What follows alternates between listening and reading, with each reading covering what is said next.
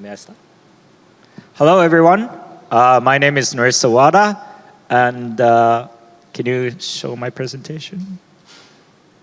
Okay, so today I would like to talk about game design, game mechanics put into good use in education. So a little bit about me. I work for a company called Edulab in the education field. I also have another hat that is a gaming company. And also, I teach as a teacher or a guest lecturer in Kyoto University postgraduate school. So in the past, from the 2010, I've been asked to participate in a place where gaming and education meet. Maybe you've heard of a buzzword, serious games, gamification. That's where I used to do a lot of panelists and conferences. So these are one of the pictures. And recently, I was invited by the ASU GSB Summit in San Diego this year to panel Mind Games. You know, how EdTech can be used to improve education and talent outcomes. We had a very good feedback. It was exciting.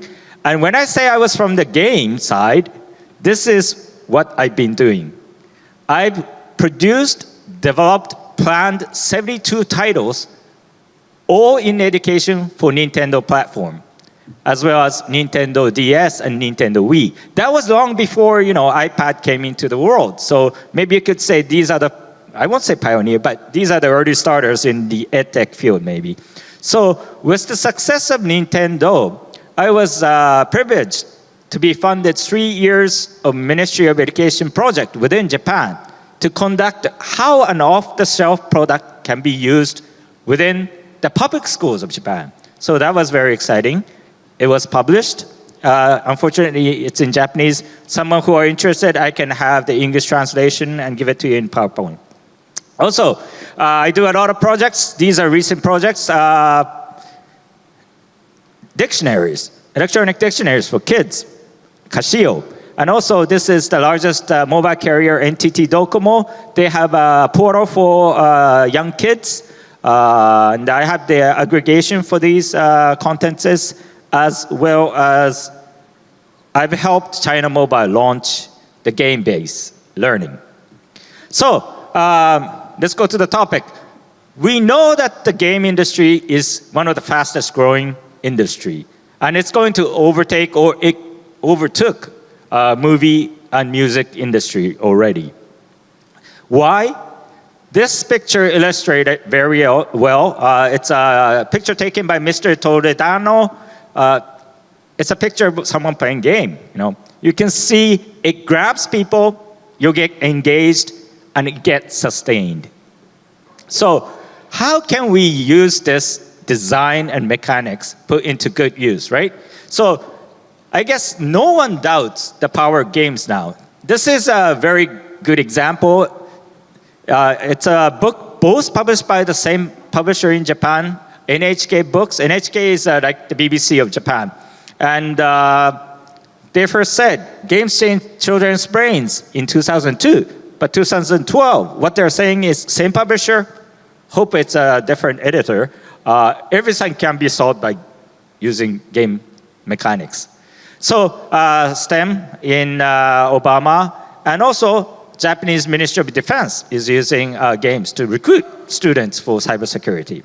So what makes a game so, grab people's heart, maintain it, and I guess I'll give you 3 stories. We were once gamers ourselves. For example, if you were to walk home, tedious walk home, but if you add an element, a rule, a challenge, it could be fun. Also, daunting sweep, you have to sweep in, but if you get rewarded, you get coins for that, right? Then it's fun. Now, this is a sandbox type of game where, let's say, hey, no one's playing. No, you're playing with a friend, parents aren't watching. You can create anything, right? A little ugly maybe, but you don't get scoffed for that.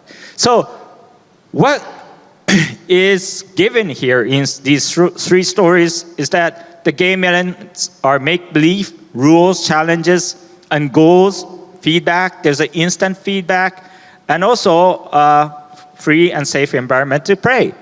So in other terms, if you give a meaning, like only you can save the Peach Princess, or if you can reward it in a good way,